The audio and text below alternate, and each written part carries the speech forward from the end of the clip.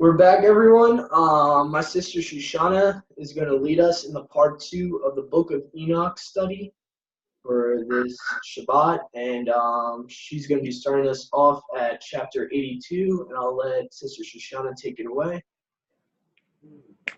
Okay, I was actually, before I was going over the last part of chapter 81 that you read, where it said, "And those who practice righteousness shall die on account of the deeds of men and be taken away on account of the deeds of the godless. And in those days they ceased to speak to me, and I came to my people, Baruching Yahuah of the world." Anyway, that to me is what is just about to happen. That opens the fifth seal, in which the righteous perish. I will begin chapter 82 on that note. "And now, my son Methuselah, all these things I am recounting to you and writing down for you, and I have revealed to you everything, and given you books concerning all these. So preserve, my son Methuselah, the books from your father's hand, and see that you deliver them to the generations of the world. I have given wisdom to you and to my children, and to your children, and your children that shall be to you, that they may give it to their children for generations. This wisdom, namely, that passes their thought. And those who understand it shall not sleep, but shall listen with the ear, that they may learn this wisdom. And it shall please those that eat thereof better than good food. Baruch are all the righteous, Baruch all those who walk in the way of righteousness. Sin not as the sinners. In the reckoning of all their days, in which the sun traverses the heaven, entering into and departing from the portals for 30 days, with the heads of thousands of the order of stars, together with the four which are intercalcated. I can't remember. I can't say the word. Which divide the 4 months of the year, which lead them and enter with them 4 days. Owing to them, men shall be at fault, and not reckon them in the whole record of the year. Yea, men shall be at fault, and not recognize them accurately. For they belong to the reckoning of the year, and are truly recorded thereon forever. One in the portal, and one in the third, and one in the fourth, and one in the sixth, and the year is completed in 364 days. And the account thereof is accurate, and the recorded reckoning thereof exact. For the luminaries, the months and festivals, and years and days, has Uriel shown and revealed to me, to whom Yahuah of the whole creation of the world hath subjected the host of heaven. And he has power over night and day in the heaven, to cause the light to give light to men, sun, moon, and stars, and all the powers of the heavens, which revolve in their circular chariots.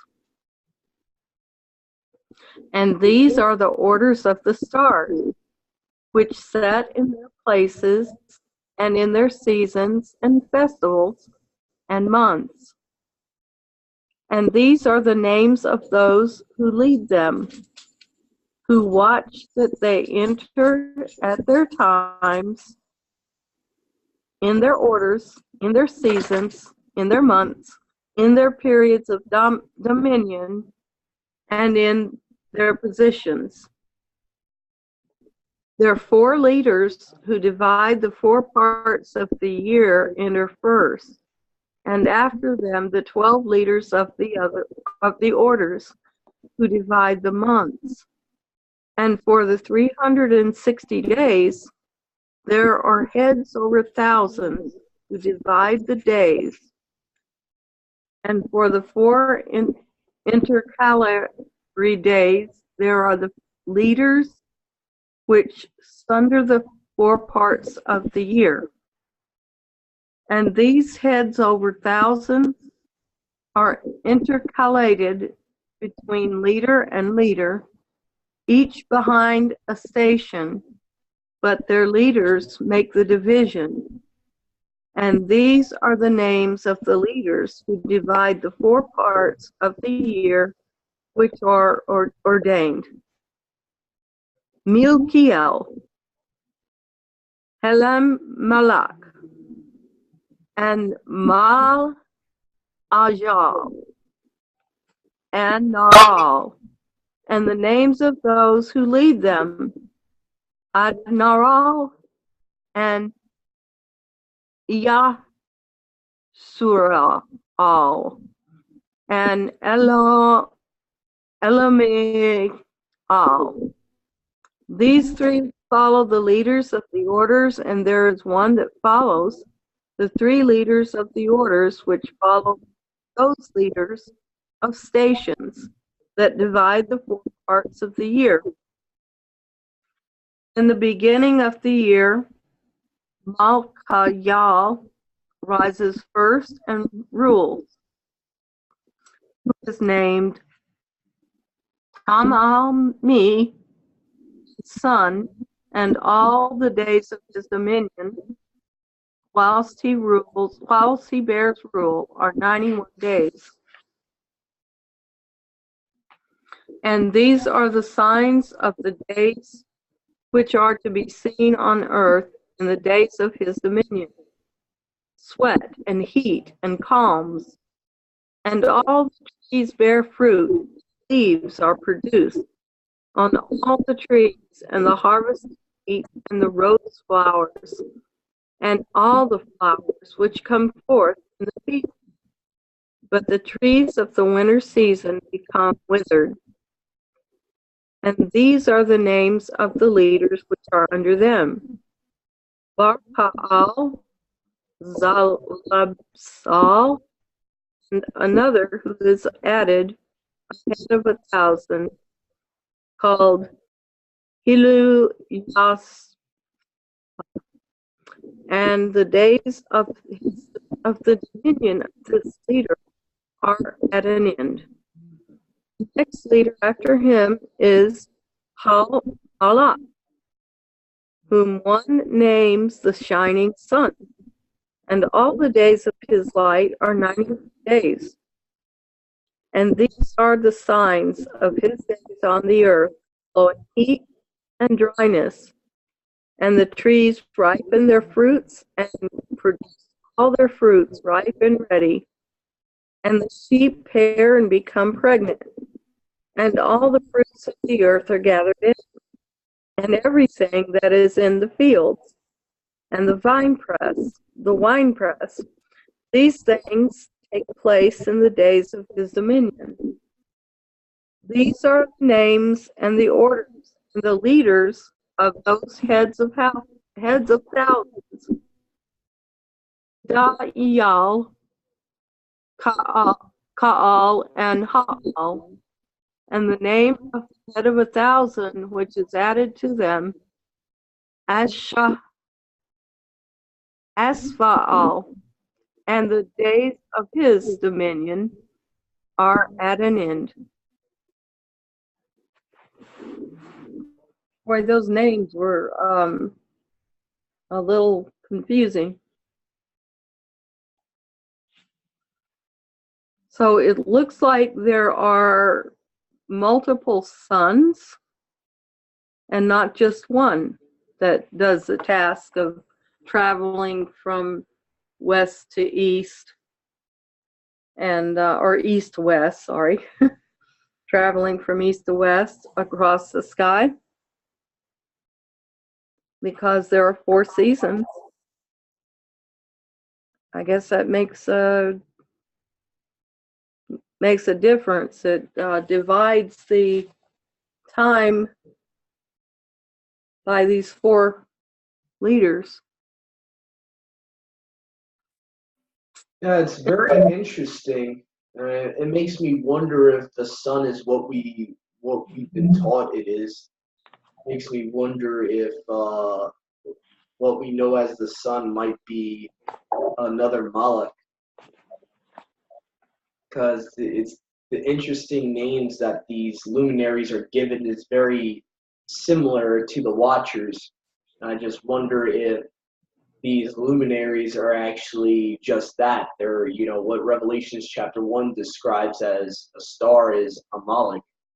So I wonder, so I wonder if it is more than just a luminary, if it's actually these are all Malachim, and they're all, if what we know as luminaries are actually Malachim, and why the nations make them into mighty ones.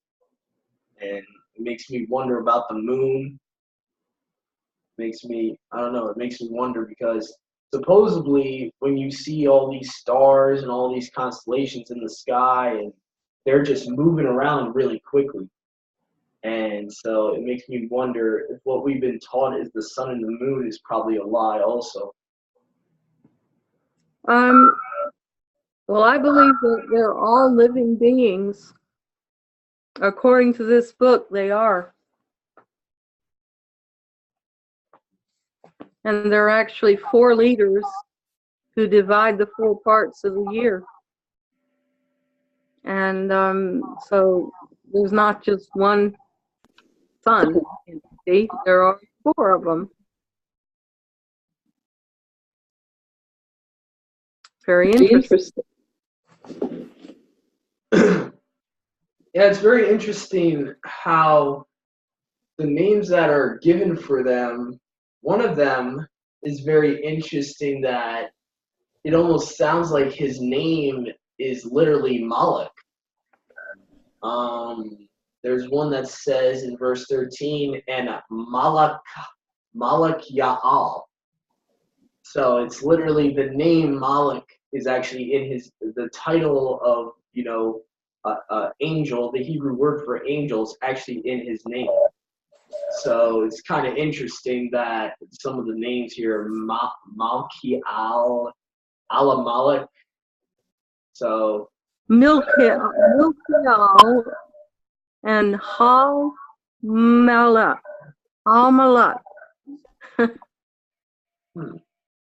That's very interesting. That's actually in the end of verse 12.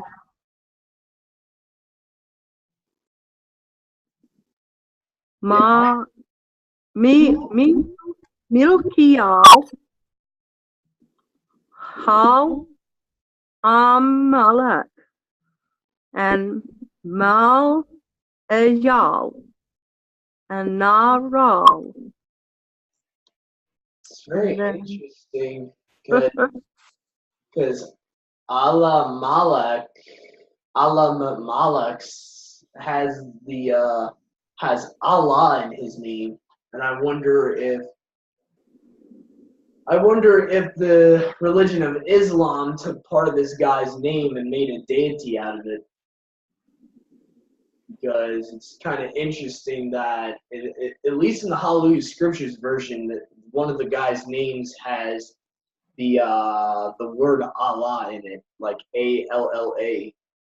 And I wonder if a lot of these false religions take the names of these Malachim and actually make deities out of them. It's something that came to mind. Yeah. Well, it does say they err and take them to be gods. That's what it says. Yeah, and how old is the Islam religion? Like, very recent. Yeah, it's not that old. It's probably about the same age, maybe a little older in Christianity, or no, a little less than older than Christianity, because Christianity was already here when Islam began. Yeah, and Christianity actually goes further back, depending on whether you believe it preceded before Constantine or not, because I've seen people actually done research and find out that Christianity preceded before Catholicism.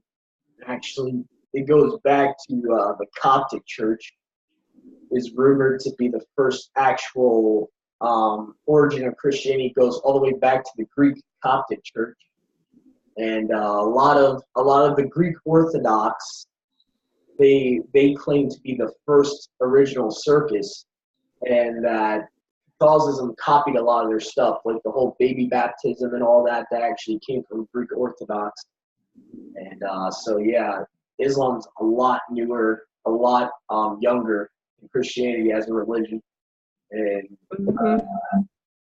You might want to explain the term circus, because I know we're not quite used to it, but oh, okay. So the word, just a quick little history on the word that we know in our modern English and modern Westernized Greco-Roman culture as church, originated in Germanic and other languages. It is translated actually as kirk, which in our modern English, if it was translated correctly, would have been circus. And basically, it's a mistranslation of the Greek word ecclesia, which was supposed to be assembly, called out one's congregation, which Tyndale Bible actually translates it as congregation, not church. And pretty much it's a mistranslation, and the word goes even way back to Greek mythology and the daughter of Helios, the sun deity, talking about the error and make them their gods. The Greeks worshipped Helios, the sun deity, which is, by the way, your Statue of Liberty is Helios. And pretty much his daughter was named Kirk. And she was this goddess that supposedly could turn men into swine, that had magical powers. And if you look her up in the Encyclopedia Britannica, she looks like the mother of harlots depicted from Revelation. She actually has a golden cup, so it's kind of interesting. So anyway, so pretty much the circ, I refer that to as circus because that's what it means. That's the actual definition, and what it would have been translated correctly as in our English language would be circus, not church. So that's what I refer to the Christian church as, because in many ways it's become a circus. Even according to Christians themselves, and even guys like Charles Spurgeon even actually prophesied that it would happen to Christianity, that eventually it would become a circus. So that's what I referred to when I said, the circus, the Christian circus. So anyway, so we are about to start chapter 83, but before I do that, let me make sure we have enough time. I don't see a warning yet, but let me just check to see how long this chapter is. If it's not too long, all right, it's not too long. I can read the next chapter. It should be only like 12 verses. All right, so the next chapter, and then Shoshana will take up the one after that. So let me see. Just make sure everyone's muted. All right, we're good. We put on share screen again. And we're about to start. All right, hold on. About to start chapter 83, and the title of my Hallelujah Scriptures version says Dreams. Possibly this is a prophecy that he's getting in a dream form. And now, my son Methuselah, I will show you all my visions. He's getting a prophetic vision, which I have seen, recounting them before you. 2 visions I saw before I took a wife, and the one was quite unlike the other. Interesting. So Enoch had a wife. The first when I was learning to write. The second before I took your mother. I saw a terrible vision, and regarding them, I prayed to Yahuah, and had laid down in the house of my grandfather, Mahalal. I saw in a vision how the Shamayim collapsed. Interesting. And was taken away and fell to the earth. Oh boy! Could this be referring to what Yahusha talks about? I don't know. And when it fell to the earth, I saw how the earth was swallowed up in a great abyss, or in many places in your canon, it will say bottomless pit in the King James. And mountains were suspended on mountains, and hills sank down on hills, and high trees were torn from their stems, and hurled down and sunk in the abyss. And after that, a word fell into my mouth, and I lifted up to cry aloud and said, the earth is destroyed. And my grandfather Mahalal woke me as I lay near him, and said unto me, why do you cry so, my son? And why do you make such lamentation? And I recounted to him the whole vision which I had seen. And he had said unto me, a terrible matter you have seen, my son, and of grave moment is your vision, as to the secrets of all the transgression of the earth. And I must sink into the abyss and be destroyed with a great it must sink into the abyss and be destroyed with a great destruction. And now, my son, arise and make petition to Yahuah of esteem, since you are a believer, that a remnant may remain on the earth, and that he may not destroy the whole earth. My son, from the heavens all this will come upon the earth, and upon the earth there will be great destruction. After that I rose and prayed and implored and pleaded and wrote down my prayer for the generations of the world. And I will show all matters to you, my son Methuselah. And when I had gone forth below and seen the Shamayims, the heavens, and the sun rising in the east, and the moon going down in the west. I've seen that, actually, in real life. And a few stars in the whole earth. And all as he had known it in the beginning, then I barak Yahuah of right ruling, and exalted him, because he had made the sun go forth from the windows of the east, and he ascended and rose on the face of the heavens, and departed and kept traversing the path shown unto him. That is the end of chapter 83. Wow. Kind of reminds me of the book of Daniel there. Wow. So huge vision there. Kind of reminds me of what Yahusha was talking about. The stars are going to fall to earth and all that. So I think this might be referring to the day of Yahuah. It's kind of interesting. The bottomless pit is swallowing up the earth. It's like, wow. You definitely can't get that on the globe. I'm picturing that in my head just now as I'm reading it. I'm like, okay, Sheol under us is going to swallow up the rest of the earth. All right, let's try to fit that on the ball. That's, yeah, you can't get that with a globe. It's almost like he's saying the heavens down and swallow up the earth. It's like, I don't know. That's what it seemed to me. The heavens envelop the earth and swallow it up, and turn it inside out. That's the vision I saw. as you. When I was reading, the reason I thought it was Sheol or the bottomless pit is because it kept saying the abyss will swallow up the earth, and Yeah. those great in the Greek, abusos has been translated into bottomless pit in the King James. So I think he's actually talking about the bottomless pit, like literally swallowing the earth. And I think he said the pit from the deep or the pit from below is swallowing it up.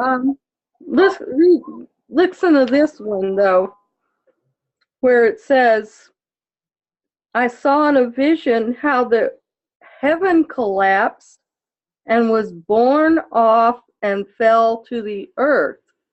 The heaven just came down on the earth. When it fell to the earth, I saw how the earth was swallowed up in a great abyss, and mountains were suspended on mountains, and hills sank down on hills, and high trees were rent from their stems and hurled down and sunk in the abyss. It's as though the heavens started it by falling down to the earth and just, I don't know, we're in for a rough ride. Oh boy. All right. So man, oh man, yeah, that's gonna be tough. I'm hoping that's talking about. I'm hoping that's not the day of Yahuah, but the for our sake, I'm hoping that's like after the day of Yahuah. That's like the bowls of wrath and all that. Well, I think the day of Yahuah is after our change.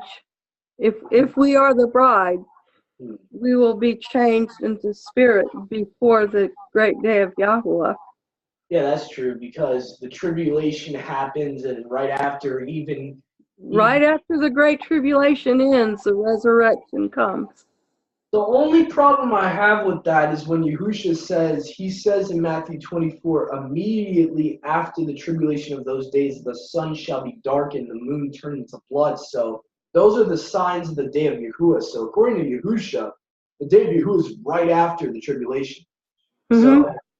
So I'm thinking that's the only monkey wrench with that we're going to be resurrected before the day of Yahuah, because it's the day of Yahuah comes right after the tribulation. So I don't know time to resurrect before that. You might want to do a study on that, about the exact timeline. Yeah, we need to do a Revelations timeline study. I don't think anyone has ever done that yet in our community. I don't think I've seen it. I would like to do a timeline just for my sake to get it together, like, because I've never really studied like a huge lengthy study of from beginning to end what happens in numerical order with the end times and all that. I've never actually done that before. I've done post-trib versus pre-trib. Anyone who's wondering about the pre-trib or wondering if it's scriptural. Not trying to get a plug in there, but check out Dispensationalism Exposed on this channel. It will definitely help you out if you're actually starting to come out of Christianity. It will definitely help you out and realize that we are going to be here on earth for the tribulation. So, but yeah, I agree, Shoshana. We should do something like that. So that was chapter 83 I just read. And we will be starting 84 after we come back. There's only about 9 minutes on this session, so we will be coming back for another chapter or two, and after that we'll probably end for the night. So stay tuned, everyone. We will be back shortly. This is Brother Doug and my sister Shoshana and our brother Dennis, and stay tuned for part 3 of our Book of Enoch study, Shabbat study. Shalom.